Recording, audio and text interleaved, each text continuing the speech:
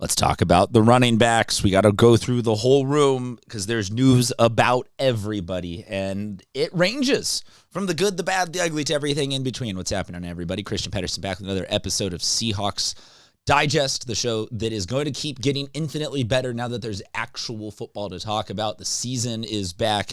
My enthusiasm is at an 11 out of 10. I want to hear from you guys on everything, enthusiasm included. But as we go through the running backs room, drop a comment. Also, always got to ask you, like, subscribe, share, all those other YouTube-y buttons. If you're on YouTube watching a YouTube show, you know the rigmarole. Here's the headlines that got the juices flowing as I was scrolling today, talking about some running backs making noise. Jadarian Price specifically seems to be growing up before our eyes, is having some growing pains and getting through this. But we all in all, I think, have an overwhelmingly good running back situation, even given that we lost guys in the offseason. Speaking of losing guys, the first one to talk about is Kenny McIntosh getting waived. He had started the season on the PUP list. This quote from Coach Macdonald talking about how he is a special guy. He had really worked on his recovery. It just seems like he was not getting or had not gotten healthy enough to get to a point where the Seahawks were going to retain him on the roster this year. And that's a bummer for anybody and everybody involved in this situation, because that's not based off of someone's performance. It's just that his knee couldn't get to a point where he was healthy enough to go do one of, if not the most demanding jobs in all of sports.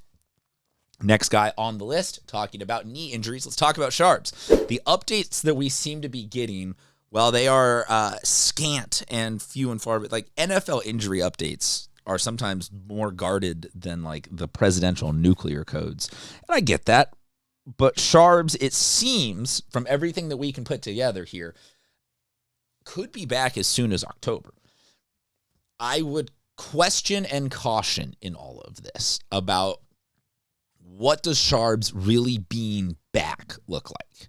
Now, some of this is going to come after we got to play the preseason and really see if does Jadarian Price and Emanuel Wilson and these guys and George Halani look good against the twos and on air and at camp, or do they look good actually playing football?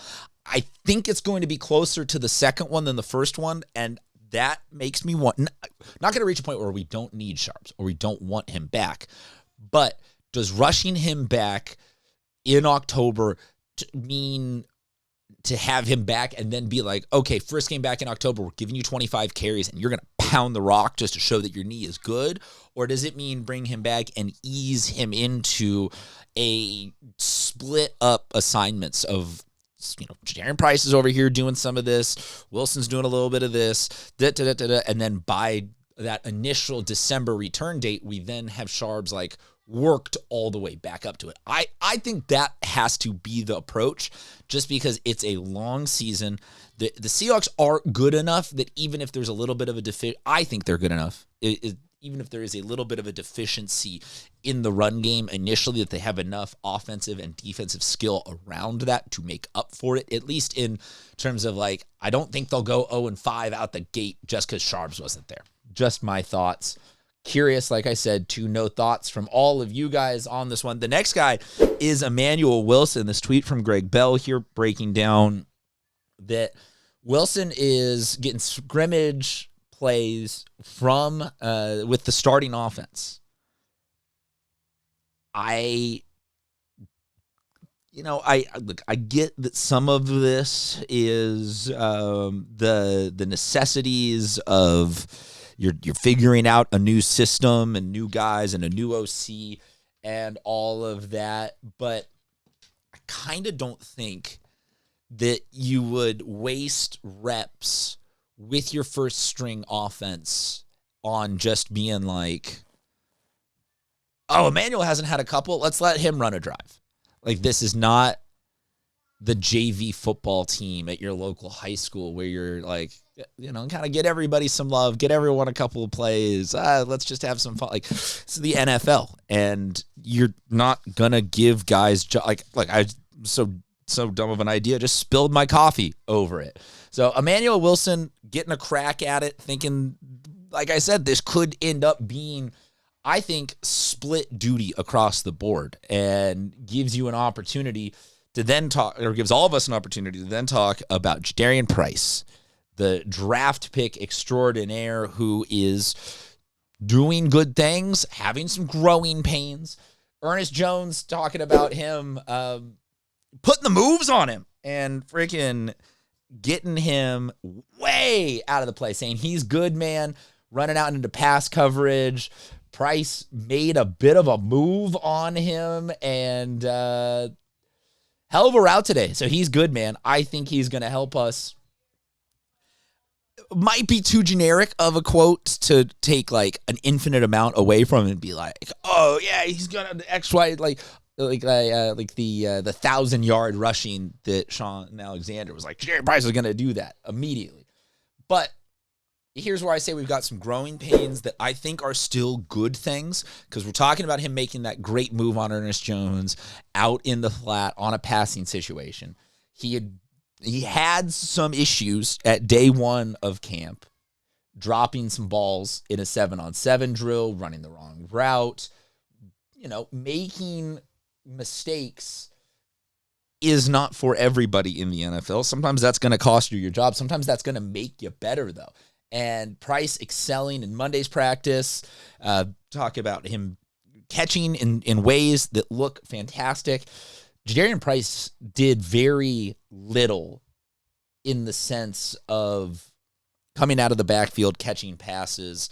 He wasn't even necessarily the starting running back for his time entirely at Notre Dame. So to then come out here and say, like, okay, in the NFL, you have to catch passes at full speed off of Sam Darnold against one of the best defenses in the NFL, like that can come with some scare factor and the inability to 100% catch all of them, et cetera, et cetera, et cetera. But I also think, as the same way I said with Emanuel Wilson, that they're not going to waste snaps. I don't think you would just, like, if he had a bad practice on catching balls, I think that if that was just something they were trying to figure out, hey, does he have this? Then at the subsequent follow-up practices, you'd be like, okay, we noticeably less passes thrown to Jadarian Price. But if that's something where, like I said, with this regimented running back room of Sharps is coming back and he's going to get more and more, but we're then also going to have Emanuel Wilson running the power, Helani running between the tackles on third down, and Price taking the stretch game and running on the outside. That's finding a way, A, to get everybody to eat, but that's also, B, reducing the wear and tear so that you have all of those guys healthy and available at the end of the season. Or should somebody in that mix get bumps and bruises and go down, you have more guys who it's not just like, oh, we buried so-and-so at the bottom of the bench, now he has to step up. It's like, hey, that guy is just moving from being the third down guy to being the third down plus the power guy, or the third down plus the catch guy, or you get the musical chairs that I'm doing there in my head of List Radio. So that's what I've got for you. The running back room is fantastically stacked and getting better, even with one guy getting moved on from. Let me know what you think. Drop a comment, like, subscribe, share. Until then, we'll talk to you soon.